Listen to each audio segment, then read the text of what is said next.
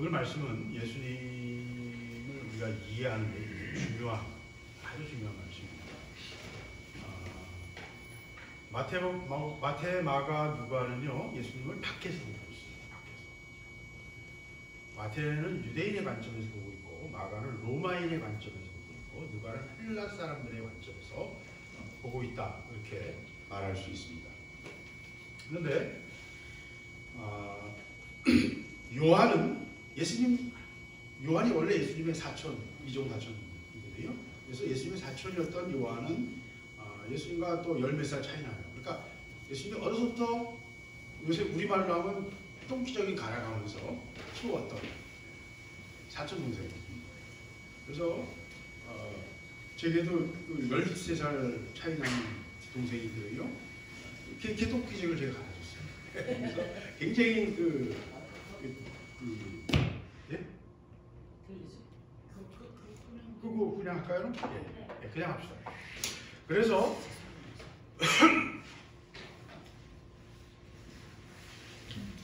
요한은 예수님과 특별한 관계였어요. 예수님이 요한을 굉장히 귀여워하셨어요. 저는 그 마음이 이해가 돼요. 제 동생을 제가 봤기 때문에, 키웠기 때문에 그렇게 생각이 들죠. 그래서 항상 요한은 예수님 옆에 가까이 있었고, 예수님이 어딘가 가실 때 세 제자만을 데리고 가실 때가 많았어요. 베드로, 수제자인 베드로, 그 다음에 요한과 그 형제 야고보와 요한이 형제였어요. 그래서 그 세 사람이 예수님이 어디로 가실 때 다른 사람 12제자는 다 안 데리고 갔지만 그 세 사람 항상 데려가시는, 어느 곳에나 항상 밀접하게 따라다니던 제자가 요한이에요. 그래서 요한복음은요 다른 복음서하고는 좀 달라요, 관점이. 그리고 예수님이 내밀하게 조용히 말씀하신 것들이 제일 많이 들어있어요. 음성이. 입시시마 베르비라는 라틴어로 그런 말을 쓰는데, 예수님이 직접 하신 말씀, 육성으로 하신 말씀이라는 뜻이에요. 그래서 성경에서 보면 가끔 이제 붉은색으로 기록해 놓은 성경들이 있죠. 예수님이 직접 입으로 하신 말씀이에요. 그 말씀을 기억했다가 그것을 그대로 우리에게 전달하고 있는데, 그 분량이 제일 많은 게 요한이에요. 왜? 가장 가까이 있었기 때문에. 이제 요한복음의 특징을 우리가 조금 이해할 수 있죠. 근데 요한이 아니고는 절대로 이해할 수 없는 독특한 말씀들이 여기에 굉장히 많습니다. 요한복음은요 굉장히 깊어요. 요한복음을 깊이 읽어야 됩니다. 다른 복음도 물론 다 중요하죠. 어느 게 더하다 이걸 말하는 게 아니라 요한의 관점, 깊은 내면에 가까이서 본 예수님의 어떤 모습들에 대해서 우리가 더 깊이 이해하고 알아야 되는 부분이 있다. 그 중에서 오늘 본문이 우리에게 말하고 있는 바는요, 예수님은 스스로는 아무것도 할 수 없다. 아버지께서 하시는 일을 보지 않고서는 나는 아무것도 스스로 할 수 없다. 이렇게 말씀하십니다. 이건 무슨 말이야? 그러면 어린 아이들이 엄마 하는 거 흉내내잖아요, 그죠? 제일 처음 하는 소꿉장난 뭘 흉내내는 거죠? 엄마가 요리하는 거 맨날 애 보여주는 그거 흉내내는 거예요. 보는 대로 행하는 거예요. 보는 대로. 아이들은 보는 대로 행해요. 그래서 맹모 삼천지교라는 말을 여러분 기억하시잖아요. 주위에 뭐가 있느냐가 굉장히 중요해요. 참 보는 그대로 아이들은 받아들이거든요. 근데 오늘 그 얘기를 하고 있는 거예요. 예수님께서 나는 스스로는 아무것도 할 수 없다. 이렇게 말씀하세요. 예수님은 바보셨나? 이 말씀을 정확하게 이해하는 것이 굉장히 중요합니다. 왜? 첫사람 아담이 실패한 부분이 바로 이 부분이에요. 요한복음 8장 38절에 이런 말씀이 나와요. 나는 내 아버지에게서 본 것을 말하고 너희는 너희 아비에게서 들은 것을 행한다. 예수님은 본 것을 말하고 하나님이 보여주신 것, 내 아버지가 나에게 보여주신 걸 내가 너에게 말하고 있는데 너희는 너희 아비에게서 들은 걸 말한다. 그래서 그 아비가 누구냐? 44절에 너희는 너희 아비 마귀에게서 났으니 너희 아비의 욕심대로 너희도 행하고자 한다. 유대인들을 향해서 너희 아비 마귀, 그리고 너희 아비의 욕심을 행하려 한다. 이렇게 그러면서 그는 처음부터 살인한 자요. 처음부터 살인을 했어요? 살인한 사람은 가인인데, 그죠? 근데 마귀가 살인했다고 지금 예수님 말씀하세요. 진리가 그 속에 없으므로 진리에 서지 못하고 거짓을 말할 때마다 제 것으로, 자기 것으로, 스스로, 그죠? 자기 스스로 말한다. 예수님은 이 말씀에 정확하게 반대되는 모습으로 나는 하나님이 하시는 것을 보지 않고서는 스스로 아무것도 행할 수 없다라고 말씀하십니다. 선악과가 우리에게 말하고 있는 것, 선악과의 이야기가 우리에게 말하고 있는 것이 바로 이 부분입니다. 이게 정확한 이 부분이에요. 아담이 실패한 것, 아담의 실패를 예수께서 오셔서 회복시키시는 부분이 바로 이 부분이에요. 아담은 뱀의 소리를 들었어요. 그죠? 뱀의 소리를 듣고 그 거짓말에 속았어요. 과정은 물론 하와를 거쳤지만 마귀가 뱀 속에서 또 하와를 통해서, 하와는 또 그 남편에게, 그 과정이 있지만 그건 별로 중요하지 않아요. 과정은. 하나님은 아담에게 말씀을 주셨고 선악과를 먹지 말라 하셨으면 먹지 않으면 되는 거예요. 말씀에 안에 있으면 되는 거예요. 근데 그 말씀을 다른 이야기로부터 들어서 다른 이야기로부터 들어오는 것을 따라서 행했단 말이에요. 그러니까 이거 작은 사건인 것 같은데 하나님 앞에서 이게 큰 사건인 거예요. 왜? 하나님 말씀을 거절하고 다른 이야기를 합니다. 근데 그래서 그 거짓을 따라가면서부터 뭐가 됐어요? 그 거짓의 압이 마귀에 속했다. 그래서 가인이 살인을 했는데 누가 했대요? 마귀가 했대요. 이게 영적 비밀이에요. 이게 영적 비밀이에요. 영이란 뭐냐? 뜻입니다. 방향입니다. 내가 무엇을 따라가느냐예요. 어떤 방향으로 가느냐예요. 어떻게 행하느냐예요. 그래서 영은 방향을 정하는 거예요. 뜻을 정하는 거예요. 아주 깊은 것이에요. 내 인생을 어느 방향으로 갈 것인가? 무엇을 위해 살 것인가? 어떻게 살아갈 것인가에 대한 근본적인 자세가 영이에요. 근데 그 영의 출발을 뱀의 이야기, 뱀의 거짓말에 속해서 그 뱀의 거짓말을 따라갔다는 거예요. 그 따라가는 순간 뭐가 됐어요? 사람은 그 누구의 말을 따르느냐, 누구의 기준을, 누구의 이야기를 따르느냐, 누구의 아이디어를 따르느냐에 따라서 저는 다른 길을 가게 된다는 것을 지금 말하고 있는 것입니다. 우리는 이게 잘 이해가 안 돼요. 우리는 이게 뭐 그렇게 대단해? 꼭 잠깐 갔다 올 수도 있고 뭐 먹을 수도 있고 별거 아닌 것 같죠? 그렇지 않습니다. 하나님이 하지 말라고 금을 부었으면 거기에는 뭔가 이유가 있는 거예요. 선악과가 그렇게 위험한 거였으면 철조망을 치고 화염검을 들고 있는 천사들을 도쳐 세우시면 되잖아. 그렇잖아요. 우리 생각할 때 아니 왜 이렇게 복잡하게 하시지? 이렇게 생각이 들어요. 아니요. 하나님은 아담에게 맡기셨어요. 동산을 다 관리하게 하셨어요. 모든 짐승들을 다 이름을 주게 하시고 관리하게 하셨어요. 그리고 동산 중앙에 있는 나무들을 지정하시면서 그 선악과, 거기 옆에는 생명과도 있었어요. 생명과에 대해서 말씀하시지 않았어요. 선악과를 먹지 말라 금지하십니다.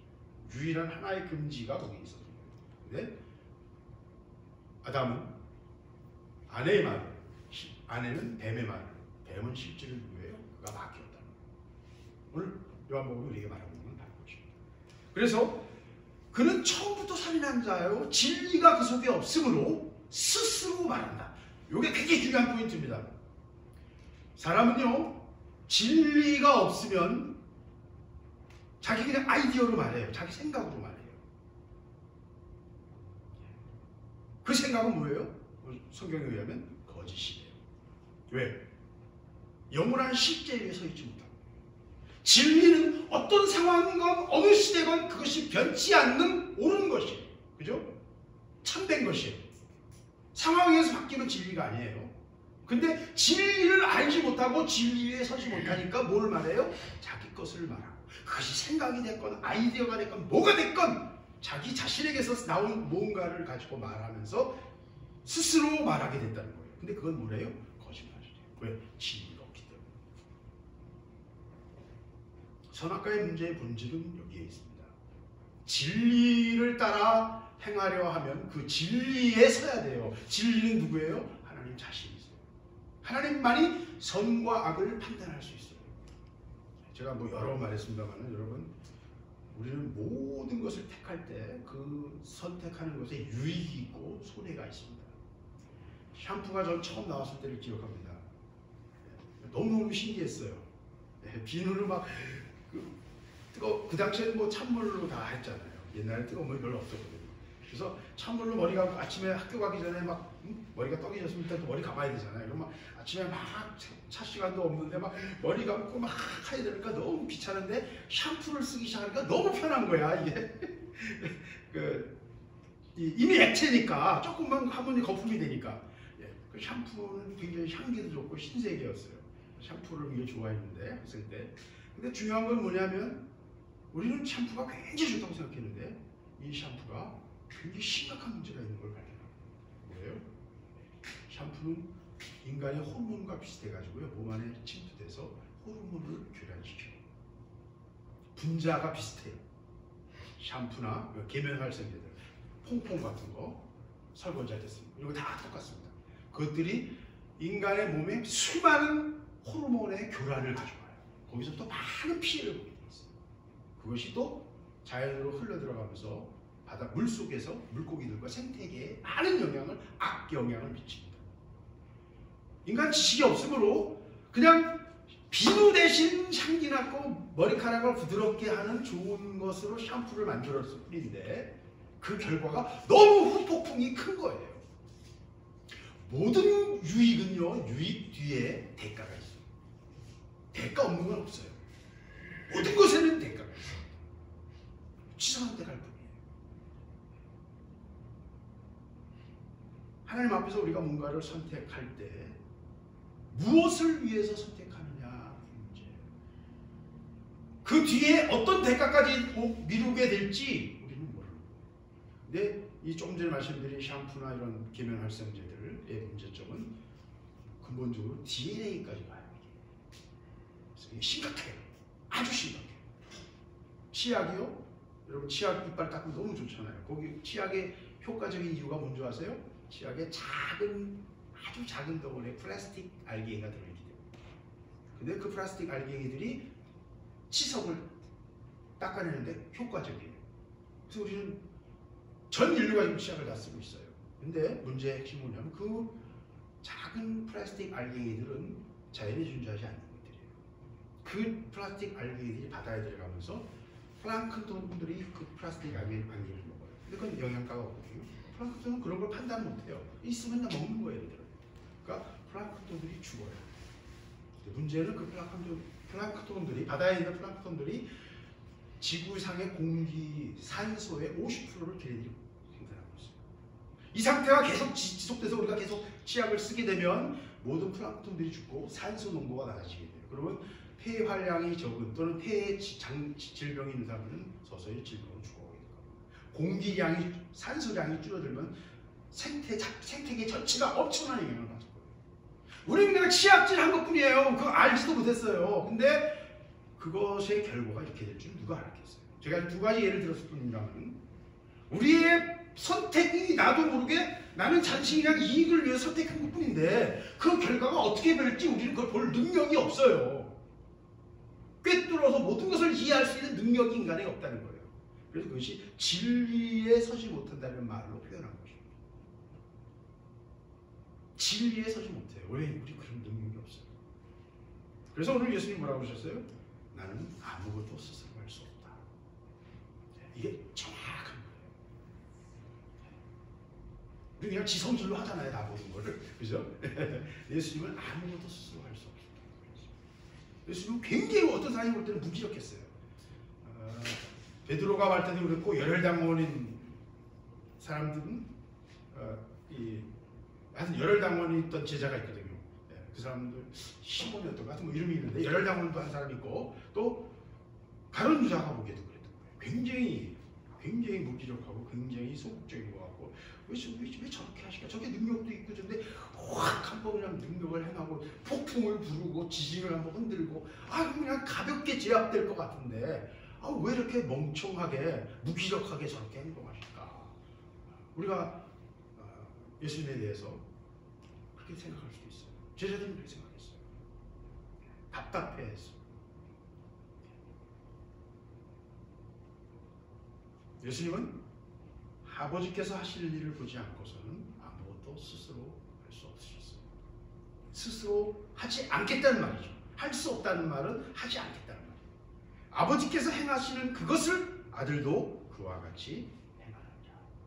요한복음 5장 17절 바로 앞에서는 내 아버지께서 이제까지 안식일에 일하시니 나도 일한다. 아버지께서 말씀하시는 것을 내가 너희에게 말했다. 요한복음 14장 10절 내가 내 아버지 안에 있고 아버지께서 내 안에 계신 것을 네가 믿지 아니하느냐? 내가 너희에게 이르는 말은 스스로 하는 것이 아니라 내 아버지께서 내 안에 계셔서 그의 일을 하는 것이죠. 우리의 사역은요, 아버지께서 내 안에 계셔서 그의 일을 하는 것이 되어야 합니다. 하나님과 연합되어야 돼요. 그게 본질이에요. 그게 본질이에요. 그리고 하나님은 그 일을 하시는 거예요. 하나님의 일을 하나님이 하시는 거예요. 우리가 하나님이 우리에게 온 걸 맡기셔서 하나님의 일을 우리가 맡아서 열심히 한다고 생각하는데 결과적으로 육으로 볼 때 그렇게 보여요. 그러나 본질로 영적으로 볼 때는요. 영은 본질이고 깊은 것, 가장 깊은 동기와 방향이라고 했지 않습니까? 가장 깊은 뜻. 그 깊은 뜻이라는 측면에서 볼 때는 누가 일한다고요? 하나님이 일하시는 거예요. 하나님이 행하시면 따라 움직이고 하나님이 행하시지 않으면 서 있어요. 왜 40년 걸렸는 줄 아십니까? 모세가 광야를 통과하는데 보름이면 되는 거리의 광야를 통과하는데 왜 40년 걸렸어요? 하나님의 구름 기둥과 불 기둥이 이륙하면 하늘로 떠오르면 다 짐 싸요. 그리고 먼저 가요.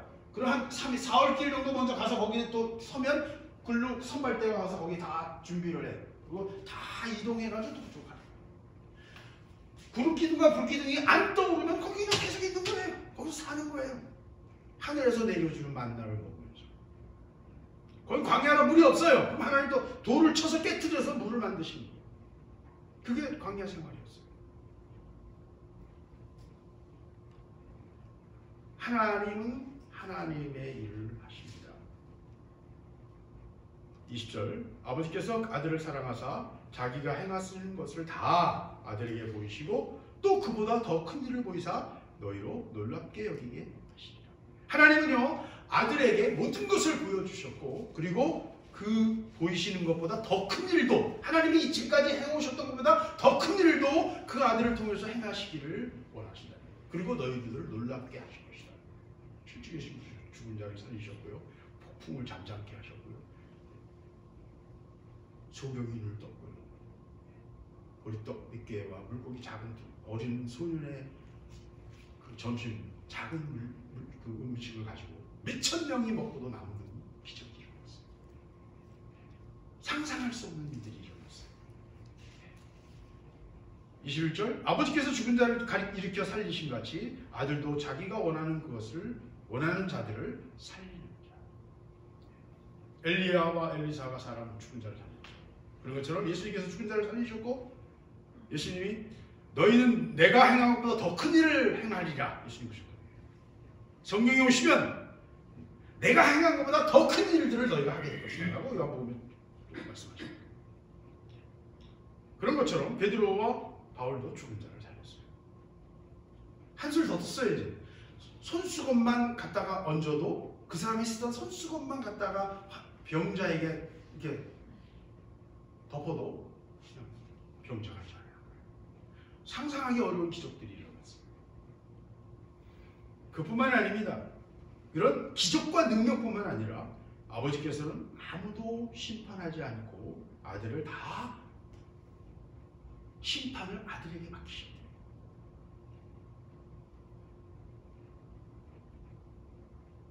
이 예수 그리스도의 모습은 곧 하나님이 아담을 통해서 인간에게 행하려 하셨던, 인간에게 기대하셨던 것들이, 그걸 지금 아담이 실패했고 예수님께서 다시 오셔서 행하시는 거죠. 그래서 하나님은 아무도 심판하지 않고 심판을 아들에게 맡기셨다. 왜? 그 인자됨, 27절, 인자됨으로 말미암아 심판하는 권세를 주셨다. 인자됨으로 말미암아가 뭐예요? 무슨 말이에요? 인자, 사람의 아들됨으로 말미암아. 그러니까 인간의 심판을 누구에게 맡긴다고요? 인간에게 맡긴다. 그건 무슨 의미입니까? 하나님의 자비하심이에요. 네가 인간이 되어왔으니까 인간의 심령과 인간의 여러 상황들을 네가 더 잘 이해할 거 아니냐. 그러니까 더 정확하게, 더 그 심리 상태와 그 문제를, 그 상황을 더 잘 이해하면서 네가 그것을 판단할 수 있다. 뭐 이런 배려도 있겠지만 더 중요한 거는 인간이 마지막 단추를 인간이 돌려야 된다. 인간이 잘못한 것이니까 인간이 그 마지막 마무리를 인간이 해야 되는 거예요. 그래서 예수님께서 인간으로 오실 수밖에 없었어요. 이 속에는요, 하나님의 법칙, 우리가 이 자연을 통해서도 희미하게 드러나는 하나님의 질서와 법칙이 있는 거예요. 죄는 생명으로만 갚을 수 있고 생명은 생명으로만 갚을 수 있는 하나님의 규칙이 있어요. 부활의 비밀이 있어요. 하나님의 규칙이 있다.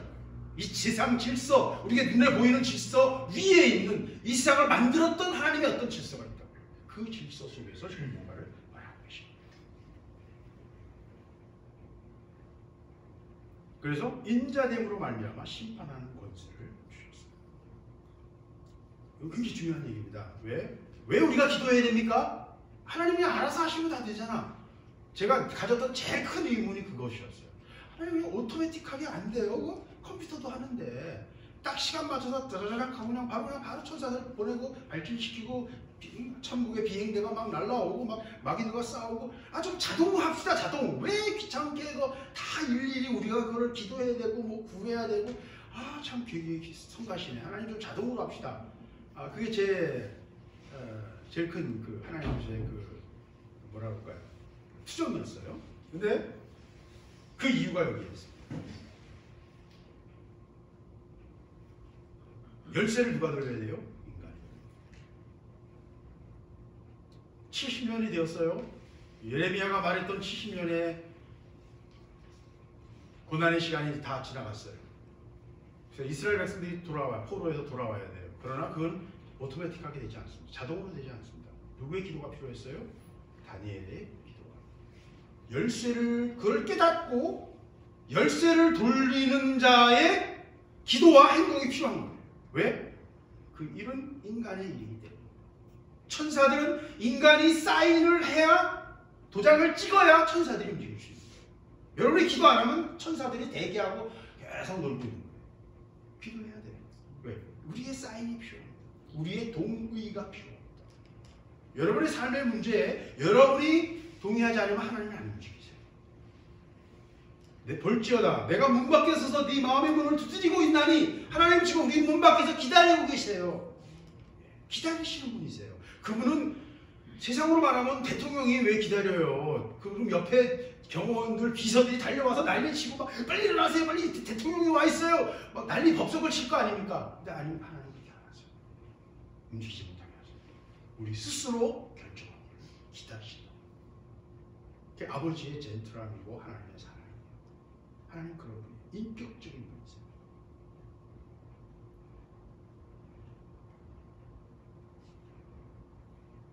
그래서 하나님께서는 인간에게 이 모든 문제를 스스로 인간이 해결해야 함을 아셨기 때문에 자기 아들을 인간으로 보내신 겁니다. 그리고 모든 인간은 실패했던 아담의 후손들이 예수 그리스도로 말미암아 새로운 길을 찾고 그 예수를 따라 행함으로 아담의 실패로부터 벗어나는 새로운 생명의 길로 나아가게 되기를 하나님 기대하신 거죠. 그것이 우리에게 열어주신 예수 그리스도로 우리에게 허락하신 구원의 길이에요. 구원은 그냥 오토매틱하게 예수님께서 십자가에 죽으셨으니까 내가 예수를 믿으면 구원 땡 이렇게 되는 게 아니에요. 하나님 나라는 그렇게 이루어지지 않고 세상은 그렇게 안 이루어지잖아요. 동화 속에서나 그렇게 이루어지지. 현실은 다 피곤함과 굉장히 많은 상황과 절차와 복잡함이 있지 않습니까? 현실은 하나도 자동으로 이루어지지 않아요. 그런데 실제로 하나님 나라는 그렇습니다. 왜 세상이 이렇게 만들어져 있어요? 오토매틱하게 자동으로 땅 이렇게 되는 게 아니에요. 마술이 아니에요. 우리의 땀과 눈물과 기도가 필요하고요. 헌신이 필요해요. 그것에 의해서 하나님 나라는 한 발 한 발 만들어지는 거예요. 제자들 오해했던 게 바로 그런 거예요. 예수님이 땅 하면 그냥 떡 늦게로 그냥 몇천 명이 먹을 수 있는, 몇만 명이 먹을 수 있는 유대 군대가 유대인들이 먹을 수 있는 엄청난 양의 그 식량이 만들어지고 폭풍을 일으켜서 로마 군대가 가까이 오지 못하게 하면서 자기들이 필요한 데를 점령할 수 있고 엄청난 능력으로 행할 수 있을 것으로 기대했던 거죠. 근데 하나님은 그렇게 하지 않으세요. 그렇게 하실 수 없기 때문이가 아니에요. 그렇게 하는 결과가 그렇게 하지 않는 것보다 더 심각한 결과를 가져올 수 있기 때문에. 아까 제가 샴푸와 치약 얘기를 했던 거죠. 하나님 우리보다 머리가 나쁘신가 봐요. 그죠? 제가 늘 답답해했던 게 그거예요. 아니 왜 사람에게 맡겨가지고 굶뜬 이 바보 같은 다 지 일만 하고 정박아들인 거 인간들 하나님께서 못해요. 지 관심에서 거기 좀 보는 것 같고 예배 드리는 거 하나님을 바라보는 것 같다가 또 그다음에 지 관심에서 돈에다 중독돼가지고 이러고 살고 있잖아요. 어떻게 하면 노후자금 내 새끼 어떻게 해서 이건 어떻게 관심이 다 땅에 거쳐갖고 이러고 살고 있잖아요. 하나님과 영원한 것을 바라보지를 못해요. 정박아들이에요. 이런 애들 데리고 무슨 하나님 일을 하냐고요. 하나님 답답하시네. 하늘에다가 큰 전광판을 달보다 더 크게 하나 만들어 놓고 예수 믿고 구원받아라 24시간 광고하면 예수 잘 믿을 텐데 저는 그렇게 생각했거든요. 하나님은 하나님의 방법을 사용하시는 거예요. 그런 방법들이 진정한 참된 진실한 하나님을 사랑하는 자들을 이끌어내는데 가짜가 너무 많은 거예요. 가짜가 너무 많아요. 왜? 유익을 위해서, 영생을 위해서, 구원을 위해서 그냥 적당히 넘어가서 사탕 발림으로 넘어가는 사람이 생기죠. 하나님 그렇게 하지 않으세요. 하나님의 방법은요, 모든 것들을 꿰뚫어 보시는 가장 완벽한 해답이에요. 그래서 그걸 진리라고 해요. 어떤 상황에서도 변치 않고 누가 선택해도 결국은 그렇게 할 수밖에 없는 가장 지혜롭고 가장 완벽한 해답을 항상 하나님은 뒤에 요구하시고 또 그렇게 선택하기를 하나님 원하세요. 우리가 욕심으로 막 구할 때도 있어요. 하나님이 마지 못해서 주실 때가 있어요. 근데 그 욕심 때문에 그 훨씬 더 많은 대가를 치러야 될 수도 있습니다. 하나님 안 주실 때는요, 안 주시는 게 좋은 거예요. 잘 감내하고 거기 적응하는 게 또 필요합니다. 힘들죠, 물론. 힘들죠. 그러나 사실 살아가는데 별로 많이 필요한 거 없어요. 숨 쉬고요, 물 마시고요, 필요한 그날 먹을 게 있으면요, 감사할 수 있어요. 중독이라는 거는 그거 없이는 못 사는 거거든요. 그걸 끊어보면 알아요. 제가 아까 어제 제가 결혼식 주제를 썼었는데 거기서도 그런 얘기 했습니다만 우리가 다 돈에 미쳤다, 돈에 중독돼 있다 라고 말을 했습니다. 신혼부부에겐 참 좀 살벌한 얘기잖아요. 돈에 우리가 다 중독이에요. 돈을 그래서 하나님 자꾸 가져가세요. 그 미치고 팔짝 뛰죠. 근데 중독된 환자에게는 그게 필요해요.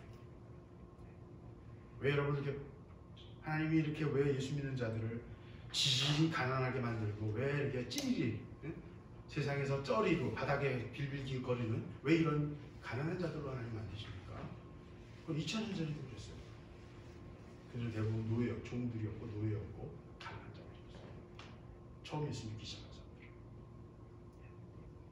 그 2000년 전에 모세 시대에도 다 40년간 광야에서 살던 산적들 갖고 세수도 못하고 간신히 먹을 거나 만나와 물로 먹고 사는 40년간 제대로 씻지도 못한 지지공상 거짓대들이었어요. 그렇잖아요. 어떻게 하겠어요? 물이 없는데. 편안한 삶을 살 수 없는 상황이었어요. 왜 그렇게 하실까요, 하나님은? 그게 우리에게 유익이기 때문에 그렇게 하세요. 그러니까 너무 말씀치지 마세요. 그걸 통해서 하나님이 우리를 변화시키시려는 것들에 대해서 빨리 깨달아야 돼요. 예수님은 스스로 아무것도 하지 않으셨어요. 지 성질에 뭔가 해놓으면 그게 뭐가 돼요? 이스마엘이 되고, 그게 이삭에게는 위협이 되고, 이스라엘 백성들 후대 몇천 년 뒤에 이스라엘 백성들에게는 계속해서 이스라엘을 위협하는 가장 무서운 적이 돼요. 잘못 쌓은 똥이요, 후대로 가면 무서운 것들이 돼요.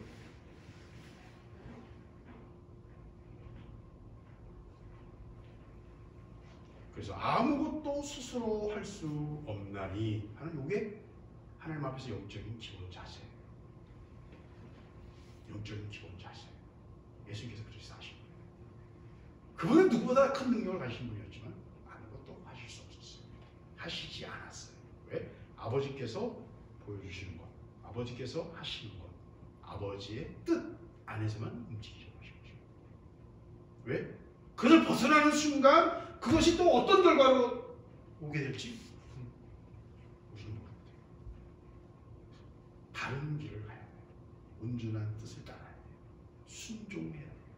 그것이 오늘 요한복음 5장이 우리에게 말하고 있는 가장 핵심입니다. 왜 그렇게 해야 됩니까? 그렇지 않으면 생명으로 갈 수 없습니다. 자, 우리가 가지는 신앙의 본질은 아주 간단한 거예요. 뭐예요? 그 말씀을, 예수 그리스도를 통해서 주신 말씀을 따르면 뭐가 있어요? 생명이 있어요. 그래서 그리스도는 우리의 생명이시고, 우리의 길이고 진리고 생명이시고, 생명이 있어요. 생명이 뭡니까? 생명은 살아 움직이는 거예요. 지구 외에는 지금 생명이 너무 많아서 우리가 잘 너무나 이게 당연하게 여기지만 아니요, 이 지구는 특별한 것입니다. 이제 조금 알게 됐어요. 지난 10여 년간 과학자들이 지구로부터 한 1500광년, 2000광년 떨어진 은하계 주변의 별들을 한 400만 개, 500만 개의 태양을 다 하나하나 조사했어요.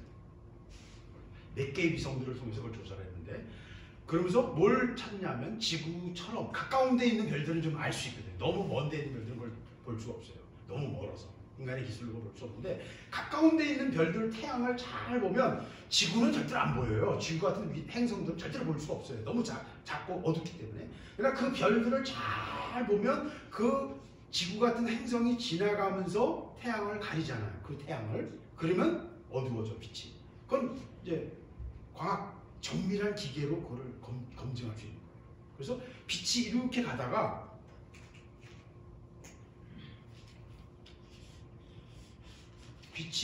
가다가 벼랑은 어두워져요. 요게 100%라면 요게 99.992% 이렇게 돼요. 99.9. 그러니까 사람의 눈은 변화가 전혀 없는데 과학 장비로는 그게 보이는 거예요.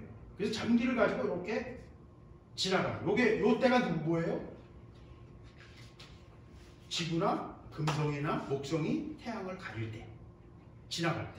우리가 망원경에서 볼 때 그쪽에 있는 별이 그쪽 태양을 그쪽에 있는 행성이 가릴 때 그걸 찍는 거예요. 제가 왜 이 얘기를 이렇게 길게 하냐면 그것을 통해서 수백만 개의 태양을 조사해서 5,000개 정도의 지구처럼 태양 주위를, 그 태양들 주위를 돌고 있는 행성들을 발견했어요. 그리고 그걸 하나하나 분석했는데 아직까지 단 하나도 지구처럼 생명이 있는 조건을 갖춘 걸 찾지 못했어요. 몇백만 개의 태양을 뒤졌는데도 하나도 못 찾았어요. 지구처럼 온도는 맞는 것들이 좀 있어요. 한 10개쯤은 있어요. 물도 있을 수 있어요. 그런데 또 다른 문제가 있어요. 여러 가지가 맞죠. 그래서 어떤 거는 너무 가까이 있어, 온도는 맞는데 계속 가까이 있어가지고 한쪽은 1000도, 뒤쪽은 영하 또 이런 식이에요. 그러니까 그런 식으로 안 맞는 게 너무 많은 거예요. 생명이 살 수 없는 조건이 너무 많은 거예요. 제가 이제 긴 설명을 통해 뭘 말하는 거예요? 생명은 우주 전체로 볼 때는 너무너무 희귀하다. 현재까지 객관적인 팩트, 객관적인 과학적 사실이. 수백만 개의 태양을 뒤졌는데 단 하나의 지구도 찾지 못했어요. 여기서 지구라는 말은 생명이 풍성한, 생명이 살아있을 수 있는 행성을 못 찾았다. 제가 말하고 싶은 얘기는 뭡니까? 예수님이 우리에게, 하나님이 예수 그리스도를 통해서 우리에게 주시는 길은 생명으로의 길이에요. 그리고 그 생명은 어디에 있어요? 오늘 본문에 의하면 26절, 아버지께서 자기 속에 생명이 있음 같이 아들에게도 생명을 주어 그 속에 있게 하셨다. 그 생명은 어디에 있어요? 하나님 안에. 그것이 자연에 있는 생명인 건, 뭐 영적인 생명인 건, 생명이라는 말을 우리가 막 갖다 붙일 수 있어요. 근데 아주 중요한 거는 생명은 살아 움직이는 것인데, 살아 움직이는 것은 어디에 있다고요? 하나님 안에 있다. 하나님께로부터 왔다. 그리고 그것을 또 예수 그리스도에게 주셨어요. 그래서 그 안에 생명이 있다. 24절, 내가 진실로 진실로 너에게 이르노니 내 말을 듣고 나 보내신 이를 믿는 자는 영생을 얻었고 심판에 이르지 아니하나니 사망에서 생명으로 옮겼느니라. 뭘 듣고? 예수님 말씀을 듣고. 누구를 믿어? 나 보내신 이, 하나님을 믿는 자. 예수를 보내신 이가 누구예요? 하나님이시잖아요. 그 하나님을 믿는 자에게는 영생을 얻었다. 사망에서 생명을 얻었다. 그래서 이 신앙의 이야기의 전체의 핵심은 뭐예요? 생명으로 가는 겁니다. 영원한 생명으로 가는 것입니다. 우리 그게 뭔지도 잘 몰라. 근데 너무 그걸 좋아하고 좀 그걸 선택한 사람들이 그러니까 이거 좀 약간 비정상이에요. 우리 전체가 다. 뭔지도 모르면서 좋아하고 그냥 예수님이 좋아요. 그러고 있는 거예요. 근데 예수님은 그렇게 말씀하셨잖아요. 8장 42절에, 요한복음 8장 42절에 예수께서 말해주시되 하나님이 너희 아버지였으면 너희가 나를 사랑하였으리니 이는 내가 하나님께로부터 나와서 왔습니다. 나는 스스로 온 것이 아닙니다. 아버지께서 나를 보내신 것이다. 그러니까 하나님이 너희 아버지라면 너희가 나를 사랑했을 것이다. 왜? 나도 아버지께로부터 왔기 때문에. 난 분명히 아버지께서부터 왔거든. 그러니까 너희들이 진짜 하나님을 사랑한다면, 하나님이 너희 아버지시라면 너희가 나를 알아볼 것이다. 사랑하게 될 것이다. 그래서 신앙은요, 논리적 설명이 아니에요. 정보도 아니에요. 그냥 알아보는 거예요. 하나님께로부터 난 자, 하나님이 택하신 자들은요, 그냥 신앙을 알아요. 그냥 그 사람이 설명할 필요가 없어요. 그냥 깨달아져요. 그리고 주님을 사랑합니다. 주님이 누구신지 지금 설명한 것처럼 논리적인 설명을 전혀 못할 수도 있어요. 근데 그냥 주님을 사랑해요. 그냥 그의 영이 아는 거예요. 신앙은 그런 것입니다. 그래서 자기 속에 생명이 있음 같이 하나님 안에 생명이 있어요. 그래서 예수 그리스도 안에서 생명을 주셨어요. 그리고 또 그 생명을 예수께서는 우리에게 허락하셨어요. 그래서 우리가 예수 그리스도의 이름으로 선포할 때 하나님의 생명이 나타납니다. 여러분, 기도하는 하나님의 사람들이 기도할 때 생명이 자라요. 이 생명은 풀이나 화초나 꽃 같은 걸 수도 있고요. 어린아이일 수도 있고요. 예. 또 영적인 걸 수도 있어요. 생명의 역사가 일어나요. 예. 생명의 역사가 일어나요. 그 하나님과 관계가 올바른 자에게는 생명의 역사가 일어나요. 왜? 그 안에 생명이 있기 때문에. 이를 놀랍게 여기지 말라. 무덤 속에 있는 자가 다 그의 음성을 들을 때가 오나니. 28절입니다. 25절, 진실로 진실로 너에게 이르노니 죽은 자들이 하나님의 아들의 음성을 들을 때가 오나니 곧 이때라. 듣는 자는 살아납니다. 그럴 때가 온다는 거예요. 주님의 음성을 들을 때가 온다. 우리가 그걸 대심판, 주님의 재림이라고 말합니다. 우리는 그걸 기다리고 있어요. 주님이 오실 거예요. 마태복음 24장 30절 31절에 보면 그때 인자의 징조가, 예수님의 오실 것이라는 징조가 나타난다는 거예요. 하늘에서 뭔가 이상한 일이 일어난다는 거예요. 그리고 그때 땅의 모든 족속들이 통곡하며 그들이 인자가 구름을 타고 능력과 큰 영광으로 오는 것을 보리라. 주님이 구름을 타고 하늘에서 오시는 것을 보게 될 거예요. 근데 비밀스럽게 하는 게 아니라 땅에 있는 모든 족속들이 다 그걸 보게 된다. 그리고 그가 큰 나팔 소리와 함께, 이게 그 소리예요. 예수님께서 나팔 소리와 함께 천사들을 보내고 그 택하신 자들을 하늘 이 끝에서 저 끝까지 사방에서 다 오리라. 다 오라! 예수님께서 부르신다는 거예요. 나팔을 부시고 모두 다 올라오라! 그리고 하나님 예수님께서 말씀하실 때 모두가 다 올라옵니다. 그게 휴거입니다. 그걸 이제 신학적으로 따로 설명하는 말이 휴거라는 단어를 가지고 설명하는 거예요. 하여튼 이 일이 일어난다는 거예요. 그 음성을 들을 때가 온다는 거예요. 이것이 우리가 믿는 바 믿음의 결론입니다. 우리는 생명을 얻고자 그리고 생명을 얻기 위해서는 어떻게 해야 돼요? 스스로 아무것도 할 수 없는 자가 되어야 됩니다. 왜? 스스로 뭔가 하려면 그건 뭐예요? 거짓이죠. 그죠? 공허에서 나온 거니까 거짓이죠. 진리에서 출발한 게 아닙니다. 하나님께로부터 출발한 거 아닌 것은 다 거짓이에요. 공허한 거예요. 공갈빵이에요. 뭔가 있는 듯해서 딱 까봤는데 속에는 아무것도 없는 거예요. 공갈빵이에요. 왜? 우리에게는 이 땅에는 진리가 없어요. 진리는 오직 하나님께로부터. 하나님만이 영원한 모든 것을 꿰뚫어 보시고 모든 것을 이해하시고 모든 것에 대한 해답을 갖고 계시고 그분에게로부터 온 것이 아니면 그건 거짓이에요. 그래서 예수님께서는 모든 것을 정리시키시다. 아버지께서 행하시는 것이 아니면 아버지께서 하시는 일을 보지 않고서 나는 아무것도 하십니다. 이건 어떤 행동 패턴을 말하는 게 아니에요. 지금부터 우리는 다 늘어지고 조용히 하나님 하시는 일만 기다리고 가만히 선치 눈치만 살살 보고 이러고 있으라는 걸 말하는 게 아니에요. 하나님은 우리 기지를 사용하세요. 기지를 사용하세요. 그래서 성령께서 함께 하시는 그 기지를 가지고 또 활용하세요. 근데 또 성령이 어떤 역사로부터 벗어나 있는 순간 자기 기질로 뭔가를 한다면 그것만큼 또 똥을 싸고 있는 거예요. 그러니까 조심하라. 가만히 있는 사람은 가만히 있음으로 자기 일을 하는 거예요. 무슨 말인지 이해가 되시죠? 열심히 하는 것만이 자기 일이 아니에요. 원래 조용한 사람은 가만히 있는 게 자기 일하고 있는 거예요. 그게 거짓의 열매인 거예요. 무슨 말을 하는지 여러분 좀 이해하실 수 있기를 바랍니다. 행동을 말하는 게 아니에요. 결론을 말씀드리겠습니다. 오늘 말씀은 아주 간단합니다. 하나님의 행하심을 보고 행하라는 것입니다. 하나님의 역사하심을 구름 기둥과 불 기둥의 움직임을 보며 내가 선택하고 결정하라는 거예요. 그거 없이 하지 마세요. 30년이 걸려도 좋아요. 그거 없이 주지 마십시오. 구름 기둥과 불 기둥을 보고 주세요. 아버지께서 행하시는 것 하나님은 분명하게 보여주세요. 분명하게 열어주세요. 저는 여기에 대해서 확실하게 말할 수 있어요. 지난 20년간 제가 저 혼자 확인한 이야기들이에요. 하나님 분명히 보여주세요. 아, 이거 하나님이라는 것이다. 이렇게 지금 저는 느껴지거든요. 예. 결과를 보면 나중에 그 이야기들이 사실이 돼요. 예. 결론이 돼요. 예. 하나님은 하나님의 일을 하시고 하나님은 하나님의 사람들을 통해서 보고 증언하게 하시고 깨닫게 하시고 뭔가 외치게 하세요. 그게 하나님의 방법. 그래서 하나님은 하나님의 일을 보이시기 때문에 하나님의 일을 보며 그럴듯한 계획을 가지고 그럴듯한 설계를 가지고 하나님 사인해주세요 사인해주세요 그러지 마세요.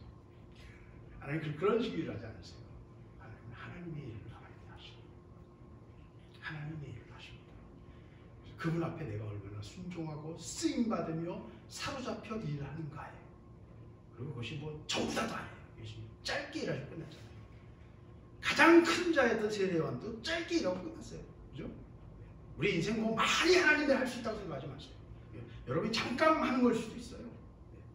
짧게 할 수도 있어요. 그게 중요한 게 아니에요. 내가 해야 될 일을 온전히 하는 거예요. 그래서 예수님께서는 내 양식은 이것이다 말씀하시는 요한복음 4장에서 하나님의 뜻을 온전히 이루는 이것이 내 양식이다 말씀하셨어요. 하나님의 일을 온전히 이루어야 돼요. 많이 하느냐 적게 하느냐 이것도 별로 중요하지 않습니다. 하나님의 일을 온전히 이루는 저와 여러분이 될 수 있기를 바랍니다. 기도하겠습니다. 하나님 주신 말씀을 우리가 함께 나누었습니다. 아버지 오늘 주신 말씀을 우리가 먹게 해주세요. 아버지 행하게 해주세요. 아버지 제가 하나님 보여주신 것 아니면 아무것도 할 수 없는 자가 되기를 누구로는 무기력한 자가 되기를 원하며 아버지 주의 영으로 강력하여서 온 인류 앞에 서서 그들을 대적한다 할지라도 전혀 쫄지 않고 두려워하지 않고 담대하고 영적 싸움을 감내하는 하나님의 군대로 서기를 원합니다. 아버지 도와주시옵소서.